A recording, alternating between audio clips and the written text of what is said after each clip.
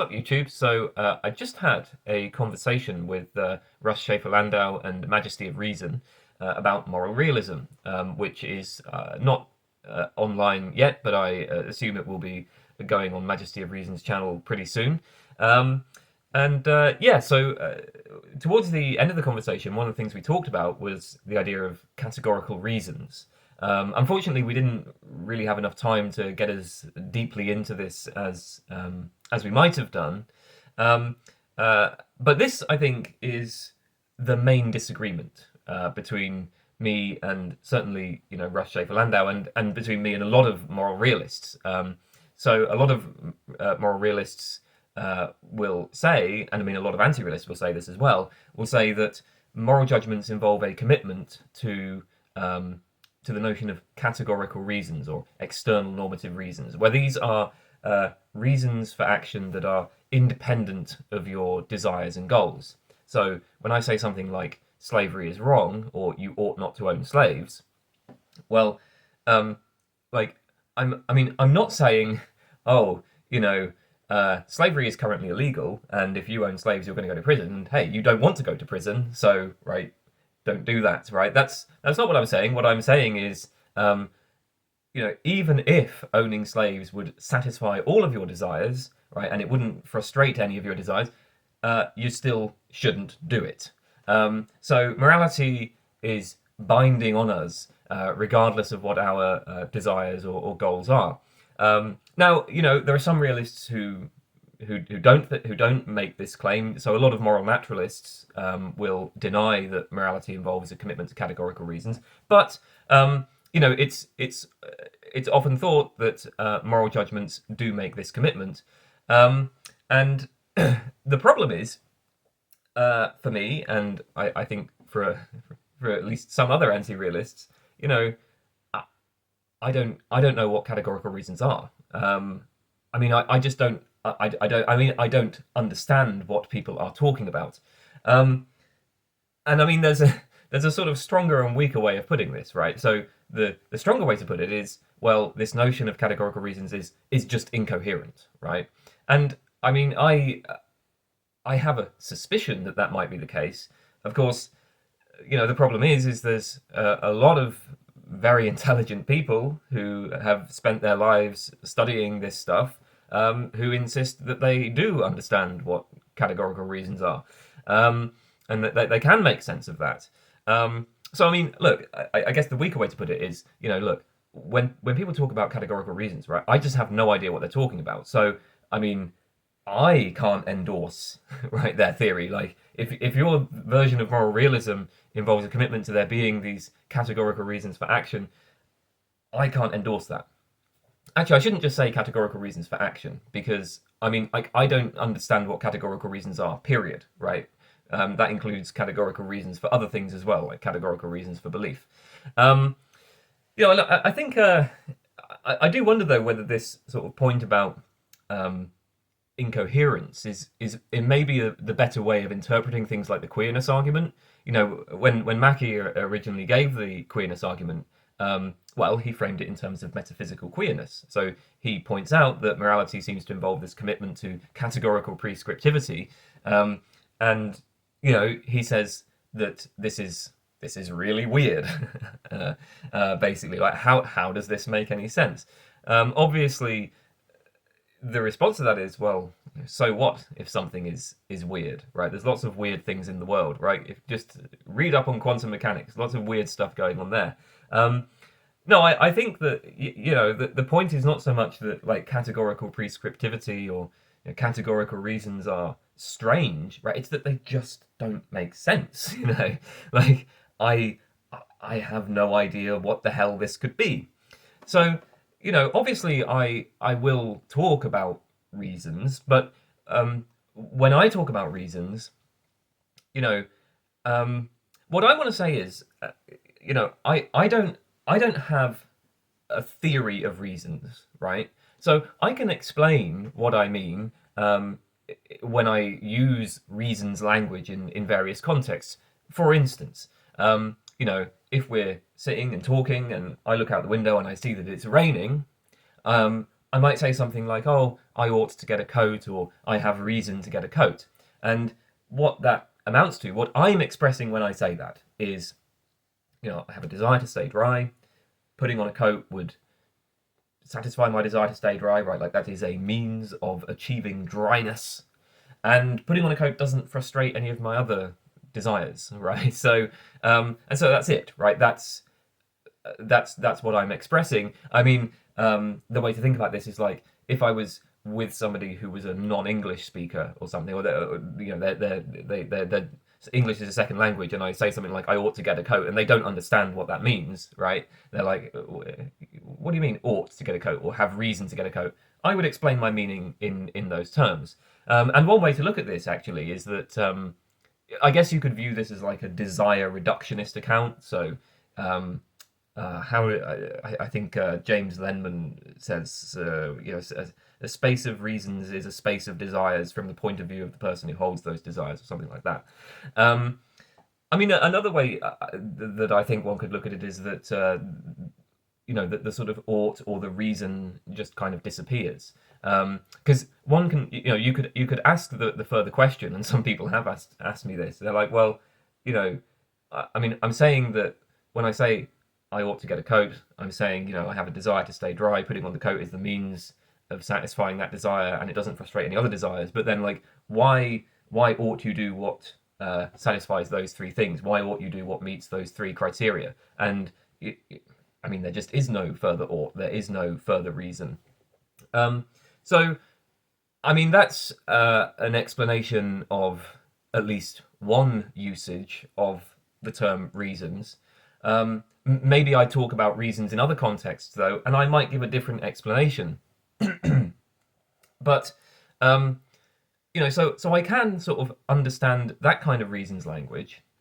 Would I say that that provides like a theory of reasons in general? I don't think so, and I think that I would probably reject the demand for a theory of reasons in general. And one of the problems that I have with, I think, a lot of the literature on this, I mean, certainly one of the problems I think with people who are arguing in favor of categorical reasons, but I think this is also a problem with like anti-realists who try to give accounts of reasons, in terms of like instrumental reasons or whatever, or in terms of desires. One of the problems that I have with this is that I think all of these theories are making a kind of a sort of a more kind of fundamental error. And maybe the best way to express this, I'm not entirely sure how to express this, so I'm going to do it through analogies, and hopefully this communicates something of what I have in mind. There's this article by Dan Dennett called "Kinds of Things," right? And he uses this example where he says, consider sakes, right? Like we have this term in our language where we say things like "for Pete's sake" or "for God's sake," right? And now that raises the question.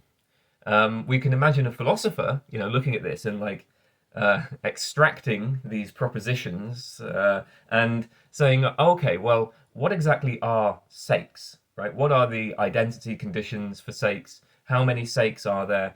Are sakes independent of people?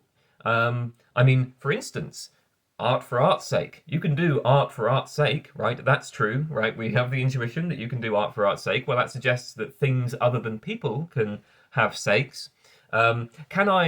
Can I still do something for Frank Zappa's sake, or did it die with him? Well, now we need a theory of sakes that tells us exactly what sakes are, and this theory of sakes and their properties needs to ensure that our intuitions about which sake sentences are true, it needs to accommodate those intuitions and so on. So this is kind of a joke example, right? But there's more serious examples of this in philosophy, and I mean, any example that I give of this is obviously going to be deeply controversial. But I'm going to plow ahead anyway. I'll give you a deeply controversial example of what I think is a similar kind of thing. So, there's this beautiful passage from David Lewis where he's talking about he gives a presumptive argument for modal realism. Now, modal realism is the view that all possible worlds exist in just the same sense as as this actual world, right? And modal realism, I mean, I guess initially is offered as an account of our modal language and our modal knowledge. So right, we know things about what's possible and what's necessary and so on. And modal realism is one way of accounting for that. I have a few videos on modal realism if you want to sort of check out the more sophisticated arguments. But there's this brilliant passage where Lewis lays out the sort of initial presumptive case for it. And I love this passage because I think it sums up, it's a brilliant summary of a way of doing philosophy that I think is deeply misguided. So I'm just going to read it out, right? I have the passage here. So this is what Lewis says. It is uncontroversially true that things might have been otherwise than they are. I believe, and so do you, that things could have been different in countless ways. But what does this mean? Ordinary language permits the paraphrase, there are many ways things could have been besides the way they actually are. On the face of it, this sentence is an existential quantification. It says that there exist many entities of a certain description, to wit, ways things could have been. I believe that things could have been different in countless ways. I believe permissible paraphrases of what I believe. Taking the paraphrase at its face value, I therefore believe in the existence of entities which might be called ways things could have been. I prefer to call them possible worlds. Okay, so, I mean, so like, now, I don't know, maybe that's convincing. It's not really convincing to me. To me, this passage is kind of crazy. In fact, I would say it's almost Python-esque, right? So like, we notice that people are engaging in this kind of practice of modal discourse, right? So they talk about what could have been the case or what must be the case or so on. And then enter the philosophers. And so what we seem to be doing here is, first of all, we're sort of taking certain sentences containing modal terms, and then we're just completely stripping them of their ordinary context and the sort of reasons and the intentions that people have, the motivations that people have for using those sentences. We're not really looking at what people are actually doing when they engage in this kind of language. We're just extracting, right, these some set of propositions that we're taking to be true. So we have this proposition, right? Things could have been different. Things could have been different. Of course, that is true. That is a true proposition. And now what can we do with this true proposition? Well, we can apply some sort of logical or semantic analysis to it. We can paraphrase it. And we notice that one of these paraphrases is an existential quantification. So we're saying, hey, there exist things answering to the description, ways things could have been, right? So we sort of take the logical analysis of it, and we can paraphrase it as being, there are ways things could have been. So there are ways things could have been. That's an existential quantification. There exist ways things could have been. And of course, look, I'm a very commonsensical sort of fellow. I don't want to attribute massive and systematic error to ordinary discourse. Anyway, like the truth of some modal sentences is just a Morean fact. So if I say something like, I could have worn a blue shirt today, well, that's obviously true. That's much more plausible than any philosophical theory of modality. So we got to take these sentences to be true. Okay, the sentence, there exist ways things could have been. Well, that's true. It's going to be true in virtue of, some set of entities, ways things could have been.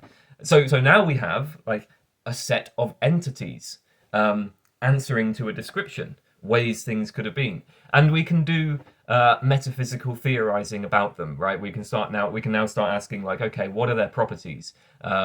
We have to construct a theory of possible worlds, which is tested against our modal intuitions, or our intuitions concerning a variety of sentences containing modal terms, or we construct sort of lots of thought experiments and cases like that. So we'd be asking something like, I don't know, well, what theory of possible worlds, of the properties of possible worlds, makes true, right, all of those sentences, modal sentences that we intuitively think are true. Where again, truth is like understood in terms of reference to entities. So okay, now to me, I don't know, maybe that is a reasonable way of proceeding. To me, this just seems very, very strange. Now, of course, I should say there are many other reasons why somebody might be a modal realist, but like that passage from Lewis, I don't know, it expresses a way of approaching these problems that I I find really bizarre, and I think I worry that that a similar kind of thing is happening um, in a lot of the sort of in a lot of the philosophical theorizing about reasons. Um, and so this is why I said earlier, like, I don't really have a theory of reasons. And I think I reject the demand to give a theory of reasons. I don't think that there are reasons, right? Like in the same way, I don't think there are ways things could have been in the sense of like, entities answering to this description or whatever. I would probably take the same line on reasons. Like, I don't think there are these things. So, I guess maybe you could call me like a desire reductionist. Maybe I think, um, there are only instrumental reasons, but I'm not sure. I don't know. I don't think that there even are, like, there are reasons even in that sense. I can tell you what I'm doing when I use reasons language and what I think a lot of other people are doing when they use reasons language. But it seems like what I want to resist is the idea that there are these things, or that like the language is, the way that the language is legitimate is in virtue of referring to some, entities or properties or whatever. Um, so in the conversation that I had with Russ Schaefer Landau, he presented an argument for categorical reasons, which I think it comes from his paper, A Defense of Categorical Reasons, which was, so it's basically this, if somebody's blameworthy for their actions, then they have a reason not to do that action, right? Somebody, that's kind of a conceptual truth, right? Somebody can't be, if you're blaming somebody, right, then it's got to be the case that they have a reason not to do the thing that they're doing. And so then second, if you imagine like a moral monster, somebody who, I don't know, goes around assaulting children or whatever, the moral monster is blameworthy for their actions, so the moral monster has a reason not to do the action. But of course, that reason, right, when we say the moral monster has a reason not to do their action, well, that reason is independent of their desires. So, we got a categorical reason. So I think that, what I would want to say is, well, like, I'm not sure, right? Like, and I guess I expressed this a little bit in the conversation. But if I think about like the context, right? So if somebody asks me, so it's like if you take that first proposition, if somebody is blameworthy for their actions, they have a reason not to do that action. I'm actually, I would say, yeah, that's just like I think I just reject that. But then I can kind of think, well, like if I consider a sort of context where maybe I see somebody assaulting a child, and then maybe somebody asks me, like, does he have a reason not to do that? Well, first of all, I think that would be quite a strange thing to ask. I don't think that most people really use reasons language that much in practice, at least in my experience. I might be wrong about this, and I don't know if there's been any empirical work on it. I have a suspicion that this way of talking about reasons is more of a philosopher's construction. It's like, people obviously use terms like ought and must, that you ought not to do that, you must not do that. And then philosophers are interpreting that in terms of, reasons, right? But I don't know, I don't often, at least I think I don't often hear people like express their views in terms of reasons. But if somebody said to me, like, does he have a reason not to do that? I'd probably respond by saying, like, yes, that's terrible. And so, you can then say, oh, so he has a reason not to do it. So he has a reason, and we're now attributing this thing to him. Of course, what I want to say is, well, look, when I say like, yes, he has a reason not to do it, I'm not like attributing anything to him. I'm expressing something about my values and goals. Like, I don't want to live in a world in which people are sold children. That is repugnant to me. It produces a very strong negative reaction in me. That's something that I think is really terrible. So when I say he has a reason not to do it, that's it. That's all it comes down to. I wouldn't say that there is this like thing, or that there is this property of there being a reason. That seems like a really bizarre way of thinking about it to me. And I mean, of course, it's like, maybe I might say like there's a reason independent of his desires, but there's certainly not a reason independent of my desires, and that's just what I'm expressing when I talk about reasons. But so yeah, what is my line on reasons? I don't know. Maybe I'm going to take a reductionist line, or maybe I'm just an eliminativist about reasons entirely. At least if reasons are conceived of in terms of like entities or properties, or like there are these things that people either have or don't have. So anyway, that's my sort of view on that. I just wanted to make this because, as I say, we talked about that in the conversation, but we didn't really get into a lot of detail about it, and so I thought I would just make this video, I guess, summarizing the way I see things, and of course, it may be the case that look, maybe I just do have a conceptual deficiency, and this notion of categorical reasons, and in fact it's not even just categorical reasons, right? Like reasons in general. I mean, I guess that's what I'm expressing here. Like I'm not even sure about hypothetical reasons. At least, again, if we're supposing that, like I will use the language, right? I will use the term, but I'm not sure I understand what these things are. So and that could just be a problem with me. That could be a problem with me. But if it is a problem with me, it seems like a lot of other people have a similar problem, and that's a bit odd, right? It's a bit weird that that we have a discipline where there are a lot of very intelligent people who have worked in it for a long time and thought about it very carefully, who like, I mean, either way, it's odd, right? Like, either there's a lot of intelligent people who thought about it very carefully who just have some basic conceptual deficiency, right? Or there's a bunch of them who are making, a kind of conceptual like error. They're using, the concepts they're using are just incoherent or something that just don't make sense. Like either way, that's odd. I suppose actually, at least within meta-ethics, there's more of the people who are using an incoherent concept, right? From my point of view, so I think I'm in the minority here. But yeah, those are just some thoughts on that. Okay.